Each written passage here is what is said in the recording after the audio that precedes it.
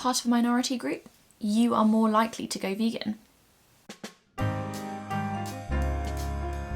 Veganism, when I speak about it, I attract a certain type of person. I attract someone who's compassionate and someone who can understand and relate to struggle and being not heard and being silenced and underrepresented. And that's why I think that there are more female vegans, because women know what it's like to have their voices suppressed and not represented. Like, the BBC News app is one that I use every day, and I was thinking the other day, it's ridiculous that women's news is a separate category and men's news is just, well, it's just news. And that's kind of symbolic of how we view women's struggles and stories. They're just not as important, even though we make up more than half of the population. Women, they can be categorised as a minority, rightfully so. I mean, we don't have gender equality anywhere in the world. Racial, ethnic, sexual orientation, minorities, people with disabilities all know what it's like to have voices suppressed, to not be accounted for, to not be listened to. And I think that's clear in the amount of people that are going vegan who are part of a minority. It's clear that we all understand this because we're trying to uplift animals who are voiceless. And it tends to be these minority groups that can sympathise and therefore feel a stronger connection with animals. I had this kind of thought line and I was going off on one and I thought maybe it's all in my head. And then I did some research and I found out, let me get it, it's just here. Black Americans are almost 3 times more likely to be vegan and vegetarian than other Americans. I'm going to be focusing mainly on feminism and veganism and the intrinsic link between being a woman and going vegan. But I thought it was really important to note that this can also spiral off into conversations about how minorities are also more likely to be vegan. More onto gender politics now. The narrative around meat is that it's manly, that it's associated with the gym and wealth, and it's got this whole like glorious, glamorous image. In the caveman age, men used to go out and get the catch, supposedly, and this kind of defined their social status. So, you know, what they brought back and going out into that danger and taming the beast it's a massive like show of manhood. And the women would be at home eating, you know, all the plants around until the meat came back, but the meat was mainly for the man. So there's this whole like dated from the beginning of time weird relationship with men and meat. I think that's probably like found its way into our modern culture and still means that there's this massive pressure to eat lots of protein, even though you can get plenty of protein on a vegan diet. So a Statista survey in 2019, I think it was, found that 18 to 34-year-old women are most likely to be on a vegan diet. So it's women who are strongly associated with this big vegetable movement. I think it's great, but I really want it to become a bigger thing because it's so good for our planet, for us.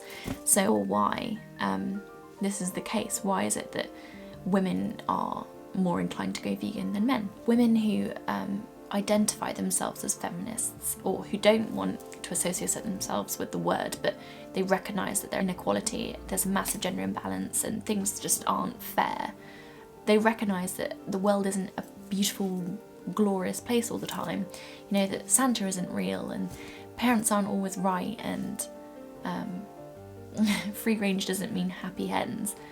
Once the wool is pulling over our eyes, pulling over, it's removed from our eyes, we can see clearly. Feminists recognise that the world isn't a fair place.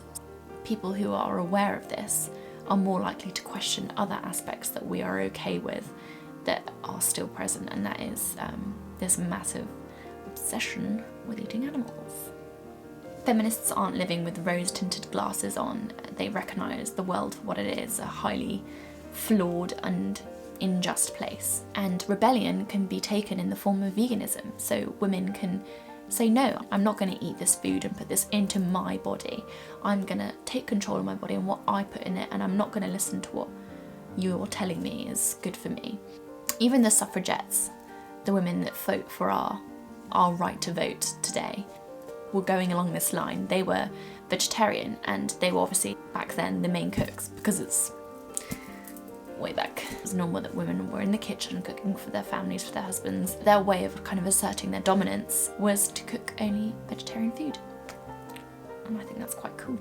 So yeah, there's the whole power imbalance, trying to gain power back argument, but there's also the fact that women are being exploited by the patriarchy, by the society we live in, and you can argue animals are being exploited in a similar way. We are both viewed as like tools, as objects, rather than as emotional, independent creatures. So women's value in a patriarchal society is our bodies, something that men can gaze upon, and animals are of human value, for taste, for pleasure and enjoyment. In a similar way, women are.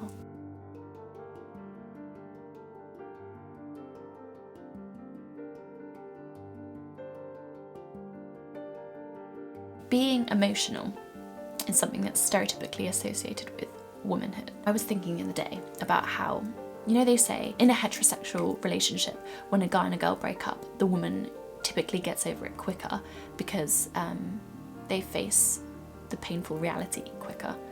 And the guy kind of goes through the denial phase and then eventually realises, you know, oh my god, I've lost her, blah blah blah, and then it takes them longer as a consequence to get over said girl. This kind of reflects women's ability to really face pain and acknowledge it for what it is. Perhaps that ability to see pain clearly means that when they see or hear of animals struggling and being exploited and hurt, because they have the ability to really recognise this for what it is, they're more likely to go vegan. I think with movements in general, people who get involved in feminism tend to be women who know what suppression feels like all too well. Vegans maybe have lived on a farm and they've seen the pain, or they know pain themselves. So you kind of need to be able to sympathise on a level. You need to be able to be sympathetic. So you need to know struggle in some way and then relate that. And I think that's why women are much more likely to go vegan, young women, feminist women, because they know what struggle is. They recognise their position that isn't as privileged as the white male. So that was a bit of a ramble. I think women are more likely to go vegan because they can relate to feelings of suppression and not feeling empowered and feeling silenced and wanting rebellion. It's all about rebellion. Veganism, it's quite clear if you really look beyond tabloid news and sensational articles and titles, you can really see the health benefits and climate benefits and how horrible all of this is for the animals. We are all socialised into this world. We all have our reasons for doing what we do, and you know, men are like typically not allowed to be emotional and are not allowed to recognise their pain. So how are they going to recognise the pain in others, in animals? That's my little rant. Like, this is my first video, so I was a little bit nervous. Please subscribe, like, comment, share. I'm coming every Wednesday with a midweek meditation, a bit like motivational speech like in those, but every Friday I'm going to be doing a video like this, chatty about feminism or taboo topics or self-improvement, yeah, all that jazz. But again, please subscribe. I'm going to be doing a quote of the week every Friday video, so here it is.